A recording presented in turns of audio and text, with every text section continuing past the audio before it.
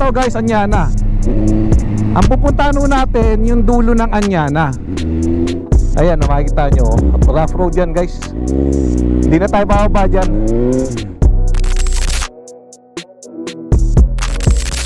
Good morning guys. For today's video, punta po tayo sa workplace natin. Meron po kasi tayong activity today.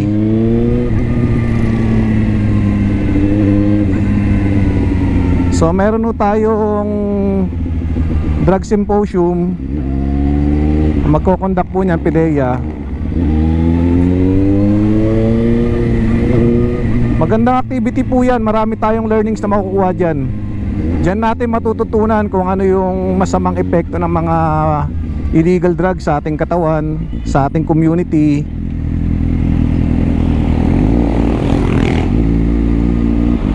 Maraming lesson po matututunan dyan.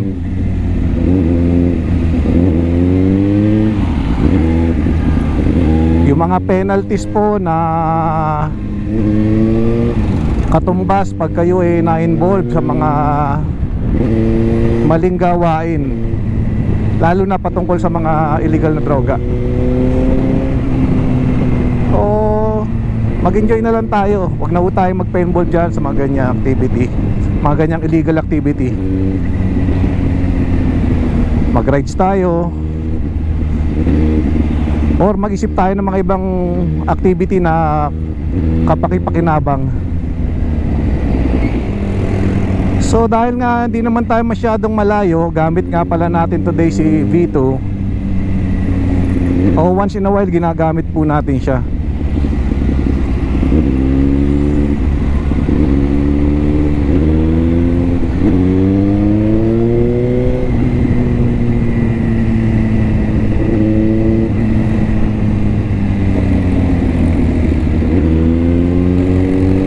Malakas po ito si V2. Saka maganda siyang gamitin kung kayo nga ay hindi masyadong teki sa mga motorcycle. Gusto nyo lang mga basic. Gusto nyo lang yung magandang tumunog, very responsive, and yet hindi ganun kalakas sa konsumo ng gasolina. Maganda po ito si B2. Para sa mga ibang reviews niya, panoorin nyo na lang po iba nating mga videos. Okay guys, tapos na po yung activity natin. Very productive po yung ating activity. May mga bagong learnings na naman tayong natutunan. So wala na rin naman tayong gagawin. Sagutin na lang natin yung question ng isa nating subscriber, si Sir Tonton. Kung saan daw po yung tumbok nung shortcut sa Anyana going to 13. So guys, kung titignan nyo itong hospital dito sa right side ko, pag nakalagpas po kayo dyan, meron ng crossing dito sa left side. Kakaliwa ho tayo bago dumating dyan sa mall na nandiyan sa right side natin. So yan ho yung mall. Yan yung mall. Bago dumating sa mall, mag left turn na ho kayo. Ito yung alternate route na maganda yung daanan going to 13. Or kung sa mga sampart po kayo ng Tansa, papunta ng Tansa 13 Road. Pagdating mo rito sa sabungan sa kanan ko, mag right turn po kayo.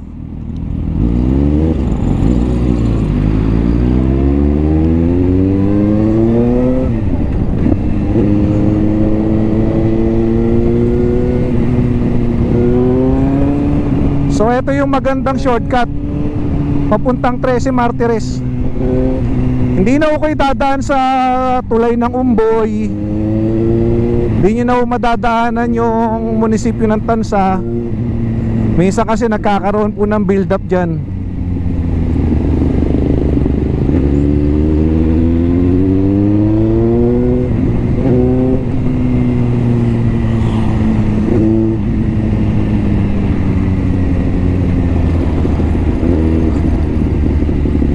Eto, pag kumanan ho kayo rito, papunta ho yan ng Umboy, bumalik lang ho kayo dyan sa Tansa.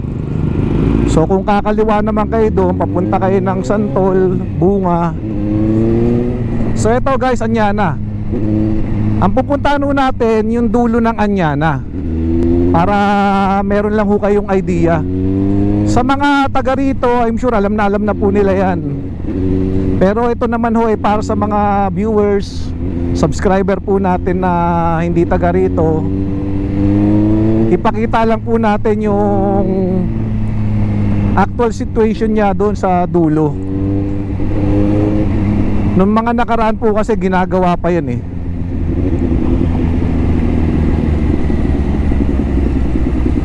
So pag kumanan ho kayo dito, Tansa 13 Road na rin naman po yan, papuntang Barangay Mulawin.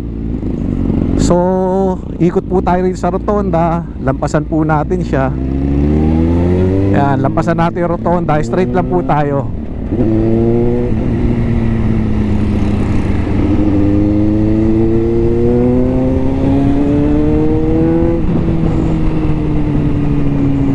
So marami na rin guys nadaan dito. Laking ginhawa naman talaga pagka dito ka dumaan eh. Hindi ka na dadaan doon sa Barangay Sangha Mayor. Lalo na ho pag napatsyempo kayo ng labasan ng eskwelahan. Doon may mga nag-assist naman sa traffic, kaya lang medyo makipot. Ngayon pa lang ho nagro-road widening. Yung pa ho isa, may mga road widening construction work po dyan. So eto, pwede rin ho kayo dyan kumanan. Yan. Pag kumanan ho kayo dyan, doon din ang labas nyo. Barangay Hall ng Sangha Mayor yung pupuntahan nyo po ron, yung paglabas nyo ron. So straight lang po tayo.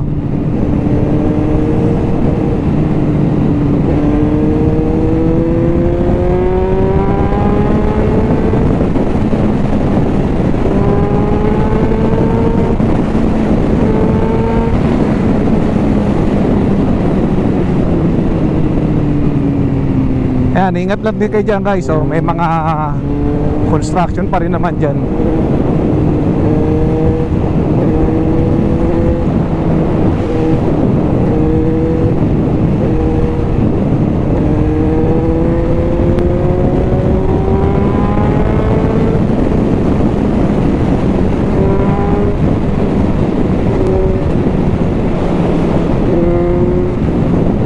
Alam nyo guys, sa totoo lang, natutuwa ako pag nakakakita pa ako ng mga green na kapaligiran.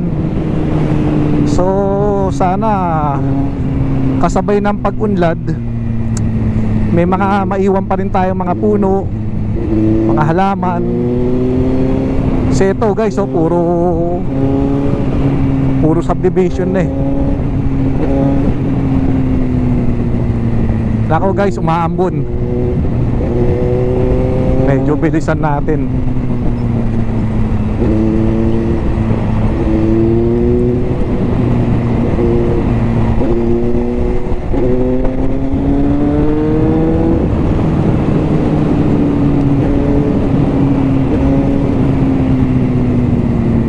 Ito guys, dead end.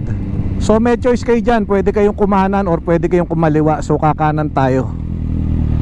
Pwede kayong kumaliwa dyan. Yan dinadaanan ng truck na yan.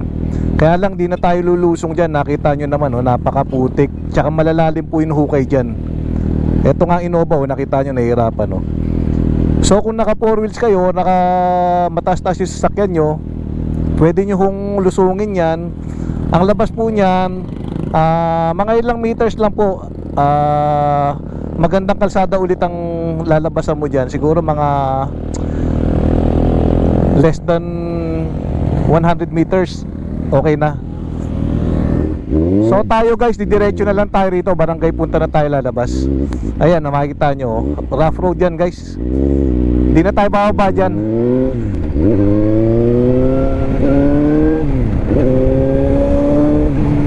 Nakakahiya naman kay Kuya Miguel. Bagong linis nung si Vito, tapos dudumihan lang natin.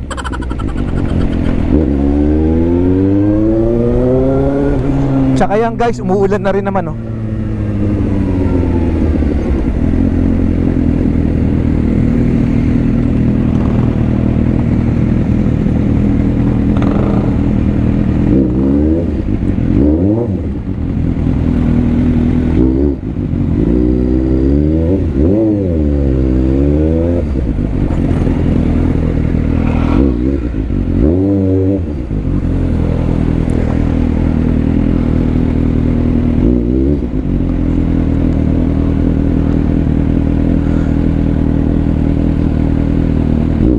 As you can see guys, medyo bottleneck kasi rito, kaya may konting build up.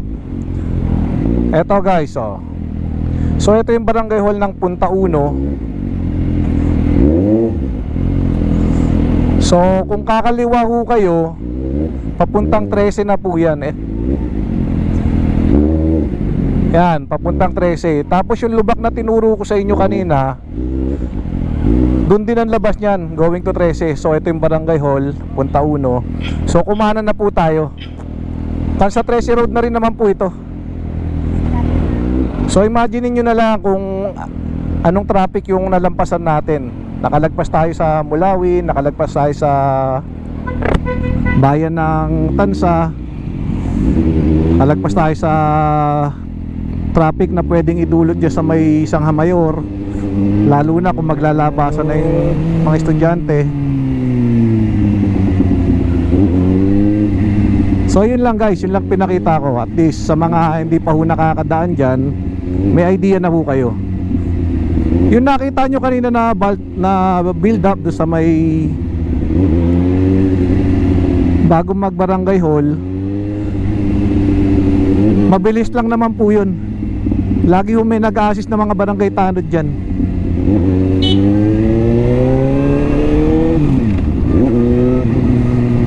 So ito, kung didiretso nyo to, papunta na ho kayo ng bayan ng Tansa. So short rides lang. Nakita lang natin yung shortcut doon. Sa mga susunod na araw siguro, pag hindi na ganun kalalim yung putik, hindi na ganun basang-basa yung daanan, malubak po kasi doon yung tinuro ko na kaliwa. So until next time guys, thanks for watching.